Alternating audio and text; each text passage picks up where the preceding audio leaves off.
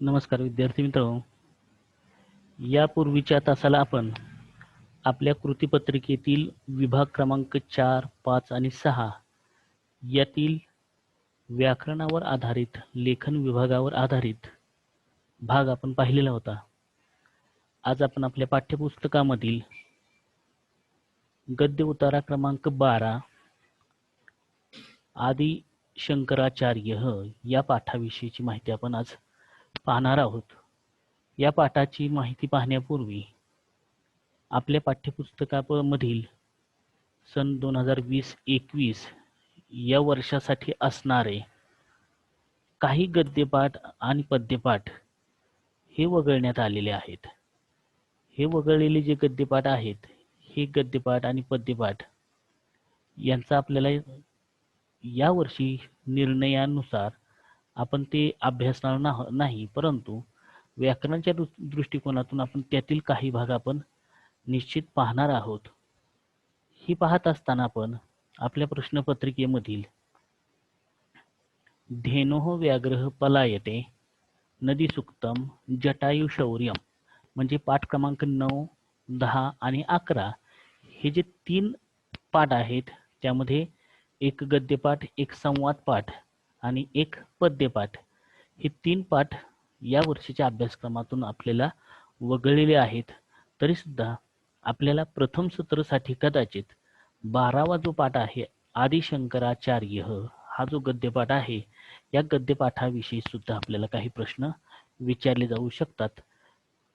या गद्यपाठामध्ये तुम्हाला व्याकरणाच्या दृष्टिकोनातून लटलकार, लंगलकार, लोटलकार इत्यादी लकारांच्या विषयीची माहिती, याची रूप आपल्याला या पाठामध्ये पाहायला मिळणार आहेत. त्याचबरोबर धातू साधित अव्यये, धातू साधित विशेषणे ही सुद्धा या पाठामध्ये आपल्याला भरपूर पाहायला मिळतात. या पाठामध्ये विशेषतः आपल्याला ज्यावेळेला जाल रेखाचित्र विचारलं जातं, त्यावेळेस जाल रेखाचित्रामध्ये तुम्हाला शब्द पेटिका हा जो जाल रेखाचित्रामध्ये जो भाग आहे, तो भाग आपल्याला या पाठामध्ये पाहायला मिळणार आहे.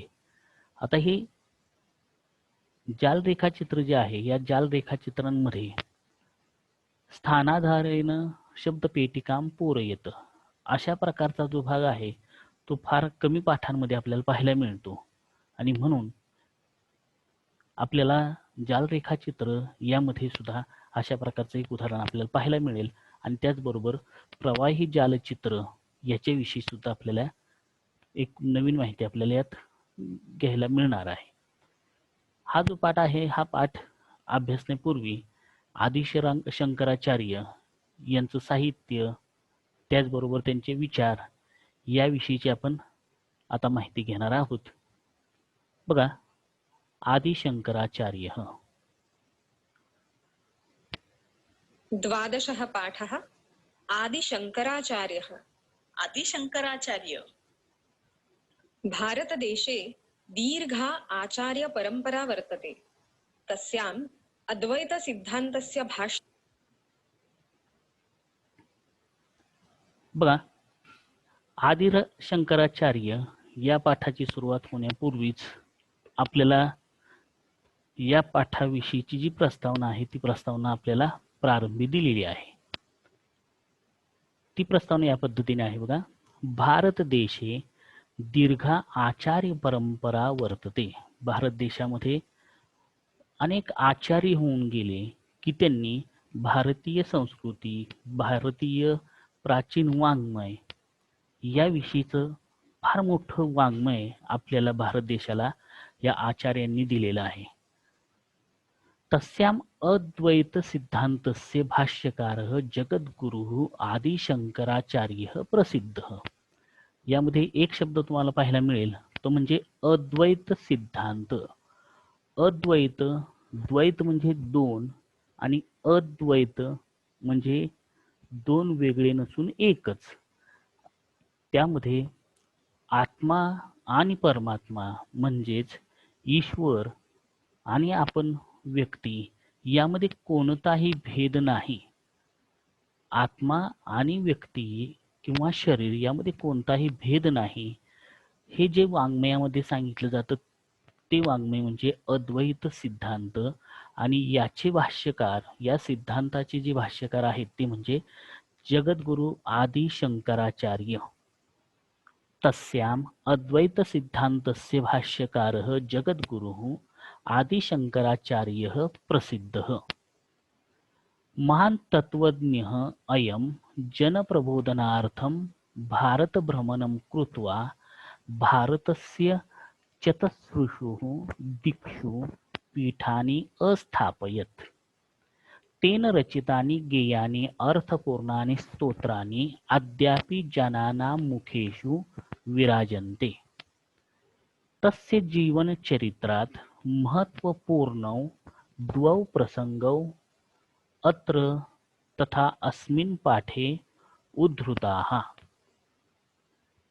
आता या तिसऱ्या वाक्यामध्ये बघा, महान तत्वज्ञ.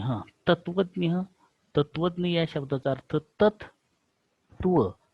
तत् म्हणजे ते जे तत्व आहे, ते जे ईश्वरी तत्व आहे, त्या ईश्वरी तत्वाचा जाणकार, ते तत्व जाणणारा असा. हा अयम इदम सर्वनामाचं पुल्लिंगी प्रथमच एक वचन आहे. जनप्रबोधनार्थम, लोकांचं प्रबोधन करण्यासाठी, लोकांना त्याविषयीचं ज्ञान देण्यासाठी भारत भ्रमणम कृत्वा. कृत्वा हे कृ 8 उभयपदी धातूचं त्वांतव्य आहे. भारत भ्रमण, पूर्ण भारत देश फिरून भारतस्य चतस्रुषु दिक्षु. चत्वारी हे जे संख्यावाचक विशेषण आहे त्याचं स्त्रीलिंगी बहुवचन आहे, सप्तमी विभक्तीचं बहुवचन. ते कोणाचं विशेषण आहे तर दिक्षु हे संख्यावाचक विशेषण जे आहे ते दिक्षु या नामाचं आहे. दिश हा जो शकारांत स्त्रीलिंगी नाम जे आहे त्याचं सप्तमी विभक्तीचं बहुवचन. पीठानी अस्थापयत. पीठे ही वेगवेगळी जी पीठं आहेत, ही पीठं त्यांनी स्थापन केली. अस्थापयत हा जो शब्द आहे तो शब्द कशाचं रूप आहे तर निजंत रूप आहे. स्था एक परस्मैपदी जो धातू आहे त्या धातूचं ते निजंत रूप आहे. त्यांनी स्थापन केली. तेन रचितानि गेयानि अर्थपूर्णानि स्तोत्राणि अद्यापि जनानां मुखेषु विराजन्ते. त्यांनी रचलेली ही जी गेयपूर्ण तथा अर्थपूर्णानि स्तोत्राणि, अर्थपूर्ण असणारी ही जी स्तोत्र आहेत ती आज देखील जनानां मुखेषु, लोकांच्या मुखांमध्ये विराजन्ते. वि अधिक राज धातू आहे, शोभून दिसणे अशा अर्थाचा तो आहे. लट लकाराचं प्रथम पुरुषाचं बहुवचन. तस्य जीवन चरित्रात महत्वपूर्ण द्वौ प्रसंगौ अत्र उद्धृतौ. त्यांच्याच जीवनामधील एक दोन प्रसंग जो लहानपणीचा आणि प्रत्यक्षात त्यांनी ज्या वेळेला भारत भ्रमण केवळ या अद्वैत सिद्धांताचा प्रचार करण्यासाठी केलं त्यावेळेला त्यांच्याच जीवनामध्ये घडलेला एक प्रसंग, असे दोन प्रसंग आपल्याला या पाठामध्ये पाहायला मिळणार आहेत. चकारः जगद्गुरुः आदिशंकराचार्य. आपण या परिच्छेदाचं आता भाषांतर बघूया.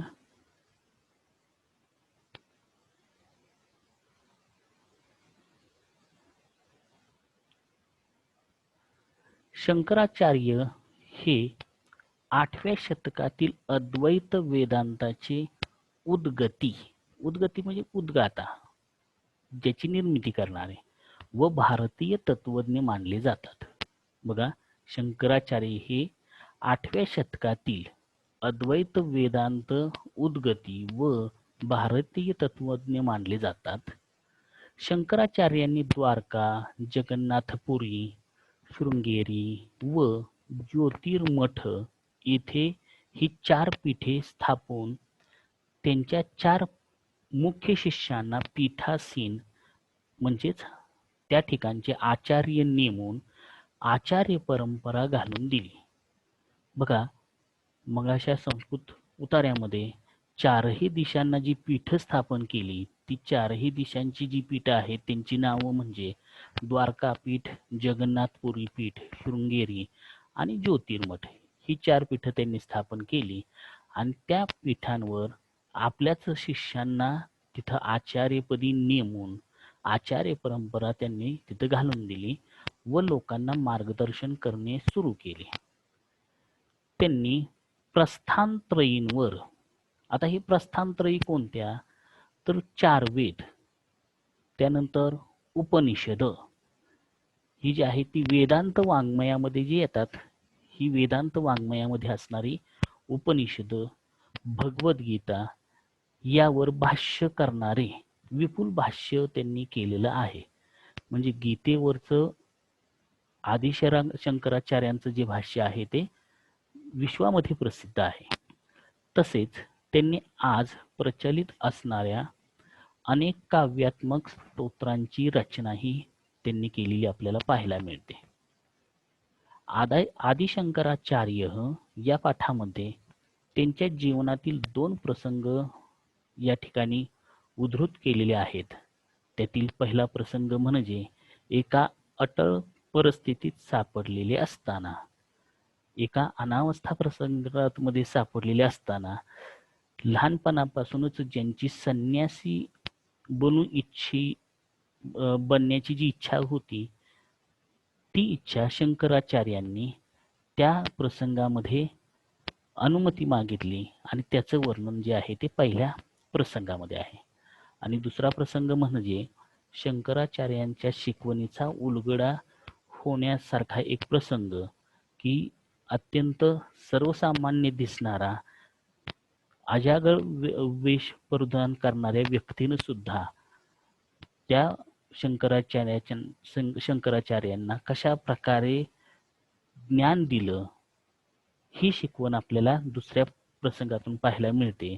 आणि म्हणूनच या दुसऱ्या प्रसंगातून आपल्याला जो कोणी आपल्याला ज्ञान देतो, ज्ञान देणाऱ्याचं वय दर्जा न पाहता जो ज्ञान देतो त्यालाच आपण गुरु मानावं. अशा प्रकारे हा जो प्रसंग आहे तो प्रसंग दुसऱ्या भागामध्ये आपल्याला पाहायला मिळतो.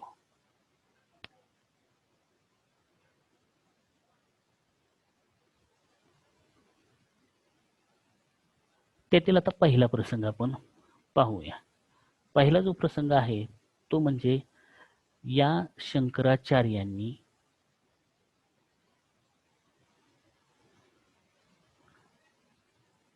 शंकराचार्यांच्या मनामध्ये असणारा संन्यासी वृत्ती स्वीकारण्याचा जो मनामध्ये विचार होता, तो विचार तो कोणत्या प्रसंगातून मिळाला हे आपण या परिच्छेदामधून पाहणार आहोत.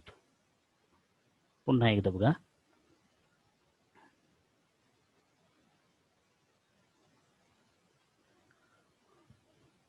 प्रथमः प्रसंगः संन्यासार्थम् अनुमतिः प्राप्ताः. भारतस्य दक्षिणदिशि केरलप्रदेशे आलुवा नगरस्य समीपं कालडी नाम ग्रामः. सः ग्रामः पूर्णा नदीतीरे वर्तते. तत्र जगद्गुरोः शंकराचार्यस्य जन्म ख्रीस्ताब्दे 8मे शतके अभवत्. तस्य पिता शिवगुरुः, माता आर्याम्बा च आस्ताम्. बाल्ये एव तस्य पिता शिवगुरुः दिवंगतः. तस्मात् माता एव पुत्रस्य पालनम् अकरोत्.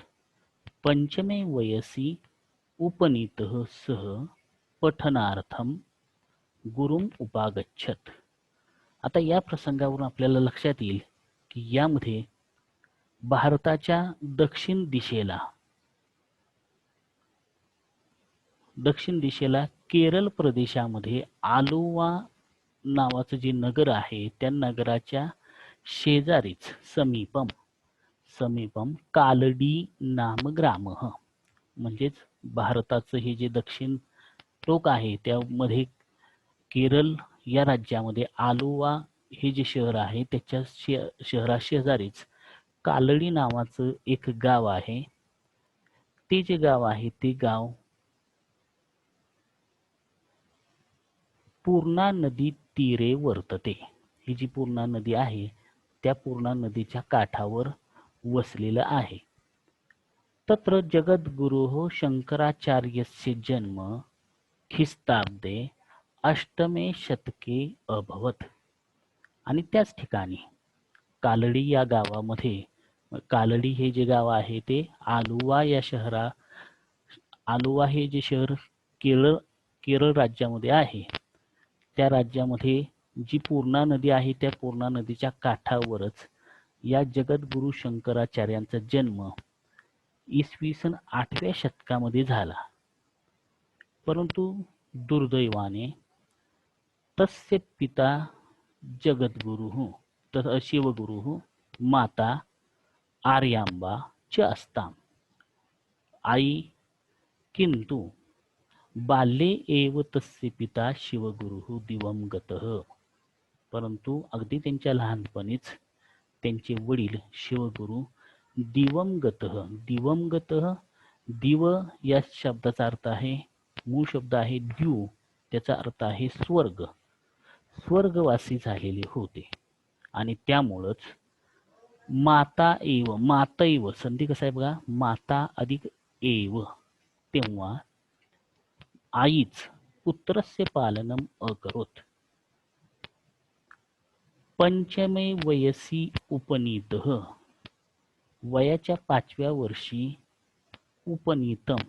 उपनयन संस्कार झाल्यानंतर या आदिशंकराचार्यांना, शंकराला पठनार्थम अध्ययनासाठी गुरुम उपागच्छत. गुरूंच्याकडे तो शंकर गेला. याचं आता आपण भाषांतर बघूया. भारताच्या दक्षिण दिशेस केरळ प्रदेशामध्ये आलुवा नगराच्या जवळच कालडी नावाचे गाव आहे. ते गाव पूर्णा नदीजवळच आहे. तेथे 8व्या शतकात जगद्गुरु शंकराचार्यांचा जन्म झाला. शिवगुरु हे त्यांचे वडील आणि आर्यांबा त्यांची आई होती. लहानपणीच त्यांचे वडील शिवगुरु यांचे निधन झाले आणि त्यामुळेच आईनेच या मुलाचे पालन पोषण केले.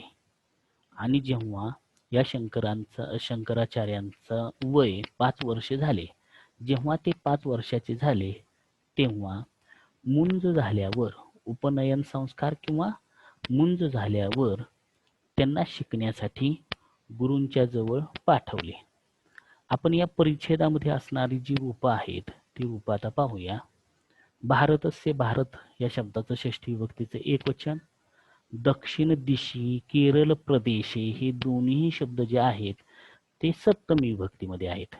दक्षिण दिशी त्यामध्ये दिश शकारांत जो शब्द आहे त्याचं प्रथमेचं एकवचन, तर केरळ प्रदेशे हा देखील सप्तमीमध्ये तो शब्द आहे.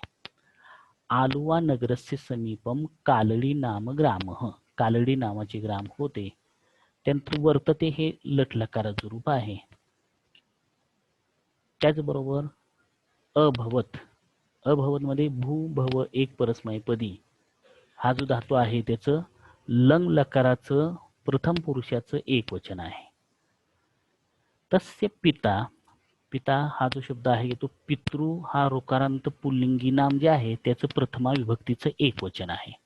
तर माता हा शब्द सुद्धा त्याचप्रमाणे मातृ ऋकारांत स्त्रीलिंगी नामाचं प्रथमा विभक्तीचं एकवचन आहे. चास्ताम त्याचा संधी विग्रह च अधिक आस्ताम, त्यामध्ये अस धातूचं जे रूप आहे त्याचं प्रथम पुरुषाचं द्विवचन आहे. त ताम अन लंग लकाराचं उत्तम पुरुषाचं द्विवचन आहे. बाल्ये एव तस्य पिता शिवगुरुः दिवंगतः. आता हा जो शब्द आहे तो व्यवस्थित बघा, त्यामध्ये मूळ शब्द आहे द्यू.